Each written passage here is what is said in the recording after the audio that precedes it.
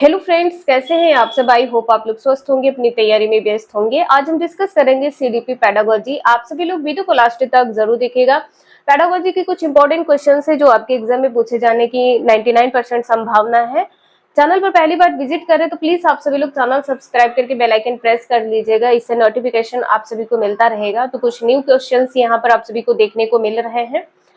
एक विद्यार्थी है, विद्यालय में लगातार निम्नतर श्रेणी प्राप्त करता है तो उसके अभिभावक को उसकी सहायता हेतु परामर्श दिया जा सकता है। एक विद्यार्थी है, विद्यालय में आप किस प्रकार का परामर्श देंगे जबकि वो क्लास में निम्नतर श्रेणी प्राप्त करता है। जो उसकी रैंक है वो कम आती है, रैंक मान लीजिए फर्स्ट सेकंड थर्ड यहाँ पर है, तो उसकी रैंक यदि थर्ड आई है तो आप क्या परामर्श देंगे। और यहाँ पे ध्यान रखिएगा, वो लगातार उसकी रैंक थर्ड आ रही है। घर पर उसको परिश्रम पूर्वक कार्य करने पर बल देंगे। आप अभिभावक से यह नहीं कहेंगे कि घर पर इसे परिश्रम पूर्वक कार्य पर बल दें।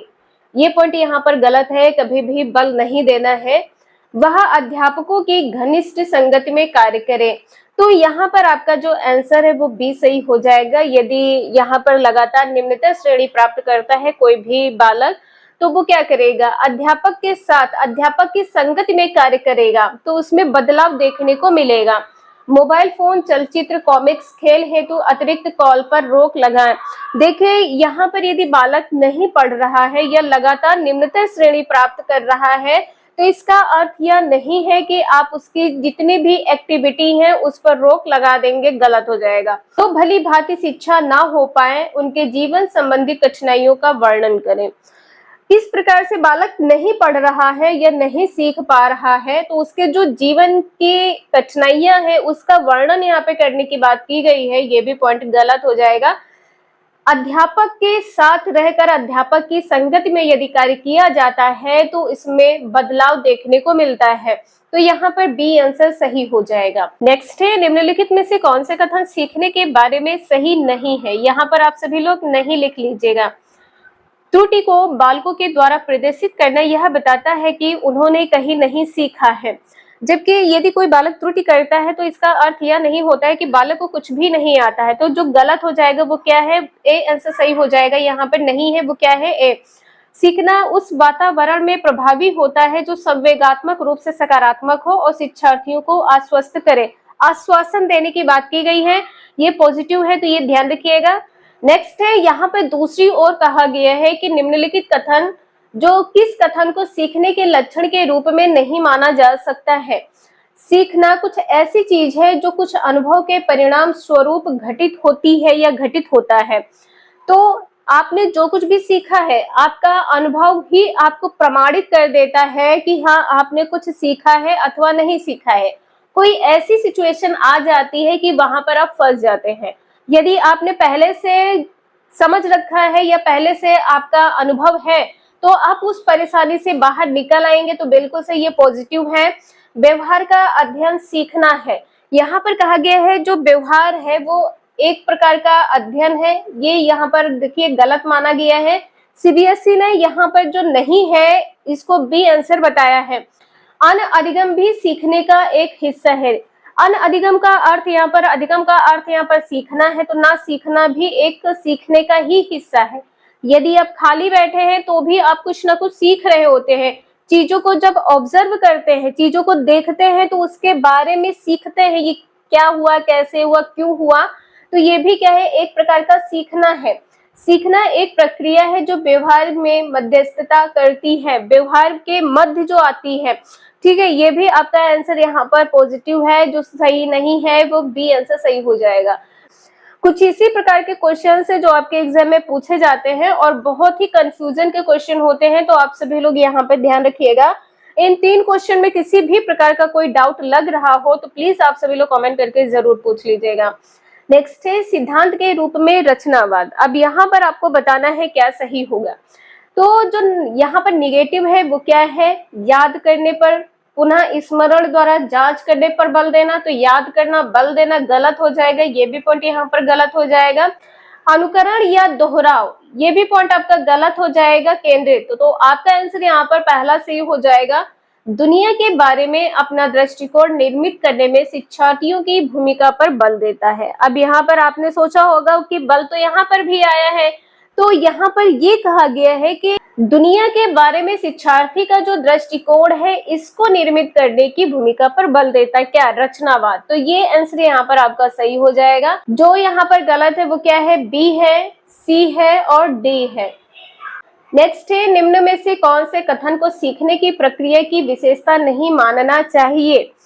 क्या नहीं मानना चाहिए ये बताना है। तो देखिए यहाँ पर क्या कहा गया है कि जो शैक्षिक संस्थान है यही एक ऐसा स्थान है जहां पर अधिगम प्राप्त होता है। मान लीजिए कोई शैक्षिक संस्थान, ट्यूशन है, कोई सेंटर है, तो यहाँ पर ही आप सीख सकते हैं, यहीं पर अधिगम प्राप्त कर सकते हैं। ये पॉइंट आपका नहीं होगा, जो विशेषता नहीं है। ए आंसर सही हो जाएगा। सीखना क्या है? एक व्यापक प्रक्रिया है। सीखना आप अपने लक्ष्य के लिए भी सीखते हैं, अनअधिगम भी एक प्रकार का सीखना है। तो ये तीनों पॉइंट आपके यहाँ पर सही हैं। जो विशेषता नहीं है वो ए आंसर सही हो जाएगा। क्वेश्चन नंबर नेक्स्ट है, निम्नलिखित में से कौन से सीखने का क्षेत्र है? तो यहाँ पर आपका आंसर क्या होगा? व्यवसायिक, अनुभाविक, भावात्मक, आध्यात्मिक। तो यहाँ पर जो आंसर है वो बी सही हो जाएगा, अनुभव, अनुभाविक। ये जो क्षेत्र है आपका, क्षेत्र अनुभव का जो क्षेत्र है ये एक प्रकार का सीखने का ही क्षेत्र है। नेक्स्ट क्वेश्चन है, सह शैक्षणिक क्षेत्र में निष्पादन के आधार पर शैक्षिक क्षेत्र में निष्पादन के स्तर को बढ़ाने का औचित्य स्थापना किस आधार पर किया जा सकता है? औचित्य स्थापन यहाँ पर है, किस प्रकार से किया जा सकता है? यह व्यक्तिगत विभिन्नताओं को संतुष्ट करता है। यह महत्वहीन विद्यार्थी, अब यहाँ पर क्या कह दिया है? यह महत्वहीन विद्यार्थियों की बात की गई। महत्वहीन विद्यार्थी भेदभाव की नीति का अनुगमन करता है। ये पॉइंट यहाँ पर आपका गलत हो जाएगा। यह सार्वभौमिक धारण को सुनिश्चित करता है। क्या? शैक्षिक क्षेत्र सार्वभौमिक क्षेत्र को सुनिश्चित करता है। ये पॉइंट यहाँ पर गलत हो जाएगा। यह हाथ से किए जाने वाले श्रम के प्रति सम्मान विकसित करता है। ये भी पॉइंट गलत है। तो सही क्या है? ए आंसर सही है, व्यक्तिगत विभिन्नताओं को संतुष्ट करता है। नेक्स्ट है, व्यवहार का करना पक्ष डैश में आता है, किस में आता है? गतिक में तो होगा नहीं, और ये क्वेश्चन आप सभी का 2024 में पूछा गया था। इस क्वेश्चन को और ज्यादा लेंथी कर लेकिन यहाँ पर सिर्फ ये था करना। जो करना है ये क्या है? मनोवैज्ञानिक, संज्ञानात्मक या भावात्मक, किस क्षेत्र से संबंधित है? तो सीखने के संज्ञानात्मक क्षेत्र से संबंधित है। सी आंसर यहाँ पर आपका सही होगा। इसके बाद में क्वेश्चन नंबर नेक्स्ट है, जब बच्चे एक अवधारणा को सीखते हैं और उनका प्रयोग करते हैं तो अभ्यास उनके द्वारा की जाने वाली त्रुटियां कम करने में मदद करता है। यह विचार किसके द्वारा दिया गया है? लगातार जैसे कोई भी बालक का अभ्यास करता है और त्रुटियां कम हो जाती हैं, यह किसके द्वारा विचार दिया गया? थॉर्नडाइक, जीन पियाजे, जेबी वॉटसन, लेविगोत्स्की। आंसर यहाँ पर आपका पहला सही हो जाएगा, थॉर्नडाइक के द्वारा। नेक्स्ट क्वेश्चन है, निम्नलिखित कथनों में से आप किससे सहमत हैं ये बताना है। आंसर यहाँ पर आपका क्या सही होगा? देखिए यहाँ पर क्या कहा गया है, जो अधिगम है पूर्ण रूप से बाह्य उद्दीपक के द्वारा नियंत्रित होता है। जो अधिगम है वह उद्दीपक के द्वारा नियंत्रित होता है। ये पॉइंट गलत हो जाएगा। अधिगम क्या है? एक सामाजिक सांस्कृतिक परिवेश में घटित होता है। बिल्कुल सही है, बी आंसर सही हो जाएगा। अधिगम तब घटित नहीं हो सकता जब तक के इसका अंकों के रूप में बाह्य रूप से आकलन नहीं कर लिया जाता। अब यहाँ पर जो इसके अंकों की बात की गई है कि अंकों के रूप में बाह्य रूप से आकलन करना गलत है। अधिगम केवल तभी होता है यदि व्यवहार में तो स्पष्ट हो। यदि वह व्यवहार में स्पष्ट हो तो ये भी पॉइंट आपका गलत हो जाएगा, बी आंसर सही है। नेक्स्ट है, बच्चों की त्रुटियों के बारे में निम्नलिखित में से कौन सा कथन सत्य है? अब यहाँ पर आपको बताना है क्या सही होगा। जो त्रुटियां होती हैं उनके सीखने की प्रक्रिया का एक अंग होती है, तो बिल्कुल सही है। यहाँ पर पहला आंसर आपका सही हो जाएगा। और यदि आप सभी ने क्वेश्चन नंबर 2 देखा है तो वहां पर बताया गया है कि जो बालक त्रुटि करता है, त्रुटि लगातार प्रदर्शित करता है, तो ये क्या है कि बालक ने कहीं नहीं सीखा।